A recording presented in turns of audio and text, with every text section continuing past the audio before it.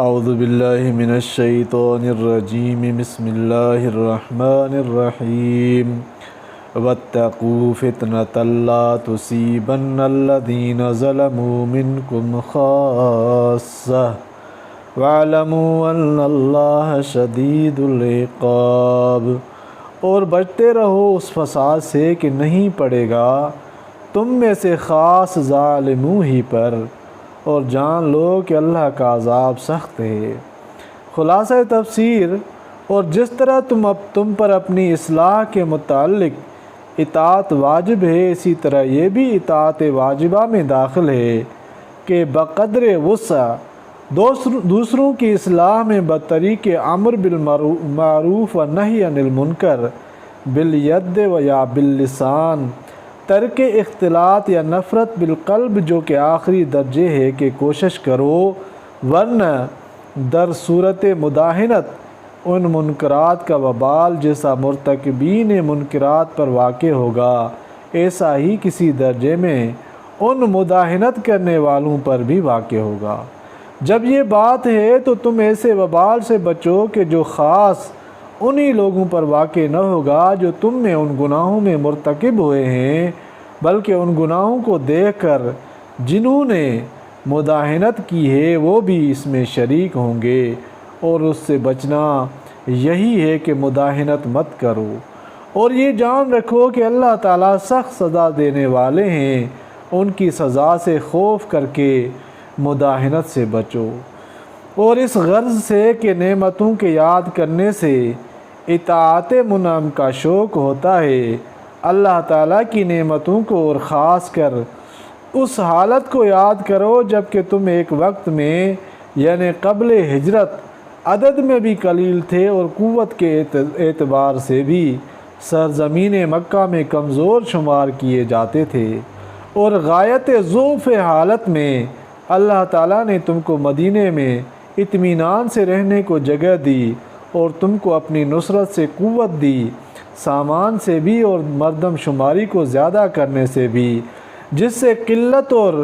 استضعاف اور خوف اختفاء سب زائل ہو گیا۔ اور صرف یہی نہیں کہ تمہاری مصیبت ہی کو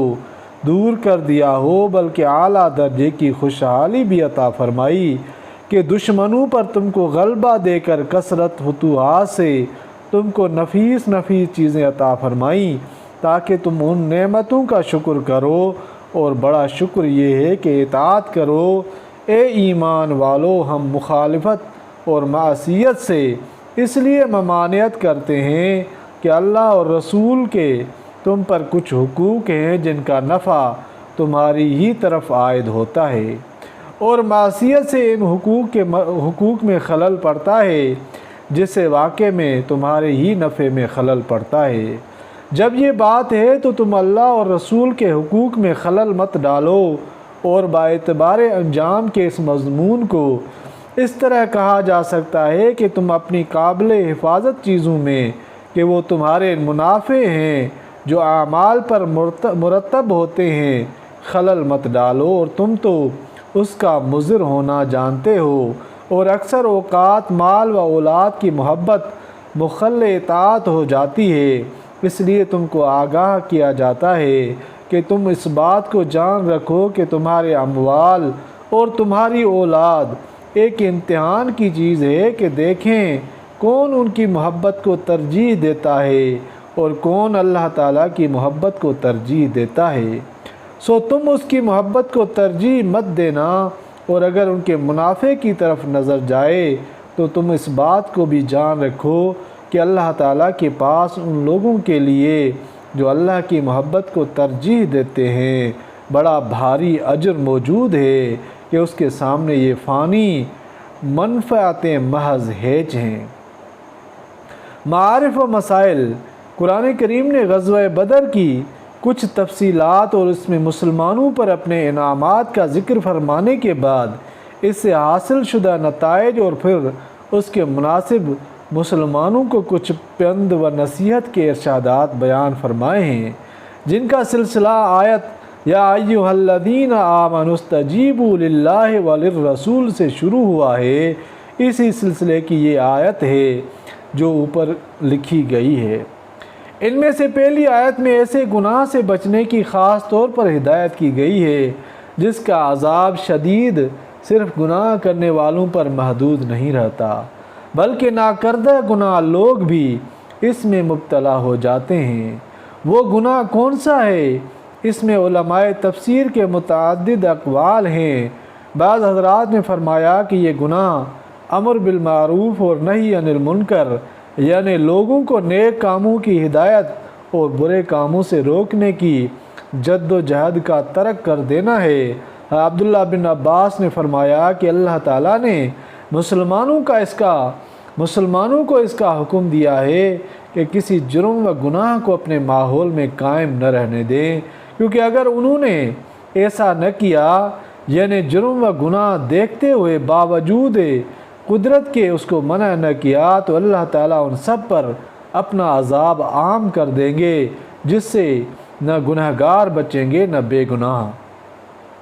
اور بے گناہ سے مراد یہاں وہ لوگ ہیں جو اصل گناہ میں ان کے ساتھ شریک نہیں، مگر امر بالمعروف کے ترک کر دینے کے گناہ گار وہ بھی ہیں۔ اس لیے یہاں یہ شبہ نہیں ہونا چاہیے کہ ایک کے گناہ کا عذاب دوسرے پر ڈالنا بے انصافی اور قرآنی فیصلہ اللہ تزر وازرۃ وزر اخری کے خلاف ہے، کیونکہ یہاں گناہ گار اپنے اصل گناہ کے وبال میں اور بے گناہ ترک امر بالمعروف کے گناہ میں پکڑے گئے، کسی کا گناہ دوسرے پر نہیں ڈالا گیا۔ امام بغوی نے بروایت حضرت عبداللہ بن مسعود و صدیقہ عائشہ رضی اللہ تعالیٰ عنہ سے یہ روایت نقل کی ہے کہ رسول اللہ صلی اللہ علیہ وسلم نے فرمایا، اللہ تعالیٰ کسی خاص جماعت کے گناہ کا عذاب عام لوگوں پر نہیں ڈالتے جب تک کہ ایسی صورت پیدا نہ ہو جائے کہ وہ اپنے ماحول میں گناہ ہوتا ہوا دیکھیں اور ان کو یہ قدرت بھی ہو کہ اس کو روک سکیں، اس کے باوجود انہوں نے اس کو روکا نہیں، تو اس وقت اللہ تعالیٰ کا عذاب ان سب کو گھیر لیتا ہے۔ اور ترمذی، ابو داؤد وغیرہ میں صحیح سند کے ساتھ منقول ہے کہ ابو بکر صدیق رضی اللہ تعالیٰ عنہ نے اپنے خطبے میں فرمایا کہ میں نے رسول اللہ صلی اللہ علیہ وسلم سے سنا کہ آپ نے فرمایا کہ جب لوگ کسی ظالم کو دیکھیں اور ظلم سے اس کا ہاتھ نہ روکیں تو قریب ہے کہ اللہ تعالیٰ ان سب پر اپنا عذاب عام کر دیں۔ صحیح بخاری میں نعمان بن بشیر رضی اللہ تعالیٰ عنہ کی روایت سے نقل کیا ہے کہ رسول اللہ صلی اللہ علیہ وسلم نے فرمایا، جو لوگ اللہ تعالیٰ کی قانونی حدود توڑنے والے گنہگار ہیں اور جو لوگ ان کو دیکھ کر مدہنت کرنے والے ہیں، یعنی باوجود قدرت کے ان کو گناہ سے نہیں روکتے، ان دونوں طبقوں کی مثال ایسی ہے جیسے کسی بحری جہاز کے دو طبقے ہوں اور نیچے کے طبقے والے اوپر آ کر اپنی ضرورت کے لیے پانی لیتے ہوں، جس سے اوپر والے تکلیف محسوس کریں، نیچے والے یہ دیکھ کر یہ صورت اختیار کریں کہ کشتی کے نچلے حصے میں سوراخ کر کے اس سے اپنے لیے پانی حاصل کریں، اور اوپر کے لوگ ان کی اس حرکت کو دیکھیں اور منع نہ کریں، تو ظاہر ہے کہ پانی پوری کشتی میں بھر جائے گا، اور جب نیچے والے غرق ہوں گے تو اوپر والے بھی ڈوبنے سے نہیں بچیں گے۔ ان روایات کی بنا پر بہت سے حضرات مفسرین نے یہ قرار دیا کہ اس آیت میں فتنے سے مراد یہی گناہ، یعنی امر بالمعروف اور نہی عن المنکر کا ترک کر دینا ہے، اور تفسیر مظہری میں ہے کہ اس گناہ سے مراد ترک جہاد کا گناہ ہے، خصوصاً اس وقت جب کہ امیر المؤمنین کی طرف سے جہاد کی دعوت عام مسلمانوں کو دے دی جائے اور اسلامی شعائر کی حفاظت اس پر موقوف ہو، کیونکہ اس وقت ترک جہاد کا وبال صرف تارکین جہاد پر نہیں بلکہ پورے مسلمانوں پر پڑتا ہے۔ کفار کے غلبے کے سبب عورتیں، بچے، بوڑھے اور بہت سے بے گناہ مسلمان قتل و غارت کا شکار ہو جاتے ہیں، ان کے جان و مال خطرے میں پڑ جاتے ہیں۔ اس صورت میں عذاب سے مراد دنیوی مصائب اور تکلیفیں ہوں گی، اور قرینہ اس تفسیر کا یہ ہے کہ پچھلی آیت میں بھی ترک جہاد کرنے والوں پر ملامت کی گئی ہے۔ اور غزوہ احد میں جبکہ چند مسلمانوں کو لغزش ہوئی کہ گھاٹی کی حفاظت چھوڑ کر نیچے آ گئے تو اس کی مصیبت صرف غلطی کرنے والوں پر نہیں بلکہ پورے مسلم لشکر پر پڑی، یہاں تک کہ خود رسالت مآب صلی اللہ علیہ وسلم کو اس معرکے میں زخم آیا۔ اللہ تعالیٰ قرآن پاک کو سمجھنے اور عمل کرنے کی توفیق عطا فرمائے، آمین یا رب العالمین۔